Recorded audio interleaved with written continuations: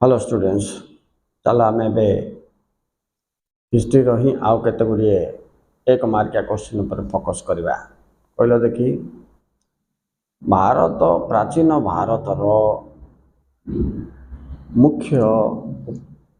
उपादान गुड़िक इतिहासर उपादान गुड़िक कौन कौन कौन लिख एक प्रत्नतात्विक उपादान दुई साहित्यिक उपादान तीन अभिलेखगारी उपादान। नेक्स्ट अभिलेखगारी उपादान कहले कौन बुझ बोले सरकार कागजपत्र नथिपत्र आ कौन खबर कागज राइट। नेक्स्ट फायान केबे भारत को आसथिले से केउ पुस्तक लिखिथिले बोले फायान द्वितीय चंद्रगुप्त समय रे भारत को आसथिले से फो को की नामक पुस्तक लिखिथिले से कहीं आसथिले ना भारत रे बौद्ध धर्म अध्ययन करने बोल के आसथिले। ठीक सेमती मैगस्थनीस भारत को केबे आसथिले बोले चंद्रगुप्त मौर्य शासन समय रे आसथिले से जने ग्रीक रो परिव्राजक से लिखिथिबा बहिर ना कौन पिला माने इंडिका। एठारे से तत्कालीन मौर्य शासन समाज धार्मिक जीवन विषय रे व्याख्या करला। नेक्स्ट क्वेश्चन जीवा उत्कल सम्मेलनी केबे गठित होइथिला 1903 कौटी होइथिला ना कटक ठारे होइथिला। यार उद्देश्य कौन थिला उद्देश्य नंबर एक ओडिशा भाषा ओडिया भाषाभाषी अंचल को चिन्हट करी ओडिशा एक स्वतंत्र प्रदेश गठन करवा। तो गोटे होची भाषा ओडिया भाषा को सुरक्षा देवा दुई होची ओडिशा एक स्वतंत्र प्रदेश करी गठन करवा। ओके स्टूडेंट्स नेक्स्ट क्वेश्चन को जीवा ओडिया एक स्वतंत्र भाषा नए बोली किए कहते बंगाली रे जने कहते ना हूँ कौन कांति चंद्र भट्टाचार्य से कहते ओडिया एक स्वतंत्र भाषा नुहे बोल से चाहते ओडिया को काट देकी बंगाली भाषा को प्राधान्य देते से समय यहाँ भाषा आंदोलन पिला माने से समय भाषा आंदोलन को लड़ाई बोलिक तुम फकीर मोहन सेनापति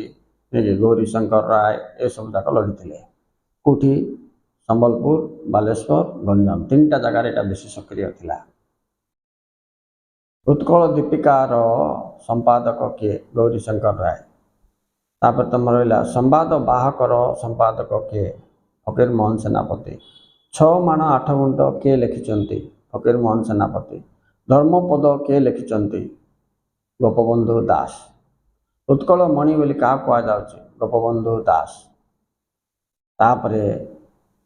उत्कल गौरव बोली क्या कहुच्छे मधुसूदन दास केउ समाजसेवी को ओडिशार माँ बोली संबोधन करा जाउछि रमा देवी। आशा पत्रिका किए प्रकाश करथिले Malti Devi right. Simon commission Bharat को केबे आसीथिले 1928 क्रिप्स मिशन भारत को केबे आसीथिले 1942 डू और डाई माने कर बा मर बोलिबा स्लोगान किए देथिले महात्मा गांधी केउ आंदोलन सहित जड़ित भारत छाड़ आंदोलन। तापरे पूर्ण स्वराज रो प्रस्ताव कांग्रेस रो केउ अधिवेशन रे केबे हिथिला एटा देखो 1929 आईन मान्य आंदोलन पूर्व ऑल इंडिया कांग्रेस कमिटी रो जो सभा हिथिला लाहौर अधिवेशन रे नेहरूंकर नेतृत्व रे पूर्ण स्वराजर प्रस्ताव दिया जाइथिला तापर आरंभ होइथिला तमर आईन मान्य आंदोलन। ओके चार्टर आईन कौन देखो पिला माने ये हूँ कौन 1813 मसीह चार्टर आईन बोलिकी गोटे आईन माध्यम ईस्ट इंडिया कंपनी भारत रे तार एकचाटिया वाणिज्य कारबार चलाउथला यही आईन को चार्टर आईन बोली कहा जाए। परवर्ती समय रे एक चार्टर आईन को उठे देला परे इंग्लैंड उत्पादन हवा सबु द्रव्य बिना कटकणा रे भारत बजार रे बिकाला या मुक्त वाणिज्य कहा जाए। मुक्त वाणिज्य नीति कौन बोलिकी जदि आमको पचारला तो आम एमती लिखा 1813 मसीह चार्टर आईन जहाँ ईस्ट इंडिया कंपनी द्वारा प्रचलित थिला ताको रद्द कला परे इंग्लैंड रु भारत को द्रव्य बिना कटकणा रे प्रवाहित हो बिक्री होता को मुक्त वाणिज्य कहा जाए मुक्त वाणिज्य नीति कहा जाए बोली मन रखिथो। तापर भीतर बहिर्प्रवाह कौन बोली कहले तो मन रखिबो 1757 ରୁ 1857 ये 100 वर्ष रे भारतरू इंग्लैंड को धनर प्रवाह होता किभली मुद्रा आकार रे श्रम आकार रे कंचामाल आकार रे विभिन्न रूप रे वितर प्रवाह भारतरू इंग्लैंड को होता वितर बहिर्प्रवाह बोलिके कह जाउछ। अच्छा यहाँ प्रथम दादा भाई निरोजा बोलिबा व्यक्ति से गोटे बही लिखते ना पिला माने अणदरिद्र भारत सॉरी अणदरिद्र ब्रिटिश आईन ना कौन लिखिं से बहीटा टे देखीजी से सब वर्ष परीक्षा पड़ुछि। ओके ये भीतर बहिर्प्रभाव। सुल्तान शासन समय रे विचार व्यवस्था को कौन कह जाउथला दीवानी ई क्वाजी बोली कह जा क्वाजा बोली कह जा दीवानी ई क्वाजा मन रखता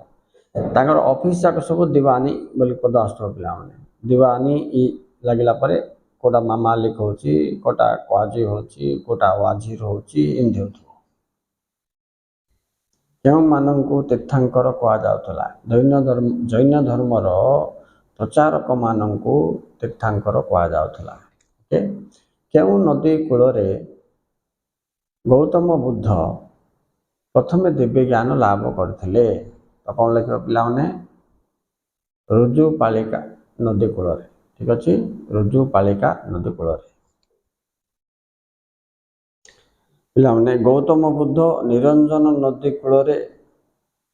बोधगया बोल से जगह कह जाउछि से अंचल ओरबेल नामक अरण्य रे निरंजन नदी कूल रे दिव्य ज्ञान प्राप्त करथिले तपस्या कला पर केते वर्ष 6 वर्ष किंतु महावीर जैन होचंती से रुजुपालिका नदी कूल रे आंकर नदी होची निरंजन तांकर नदी होची रुजुपालिका कार जैनर से जिनसा आम मन रखा। Okay students thank you very much for watching please like and subscribe.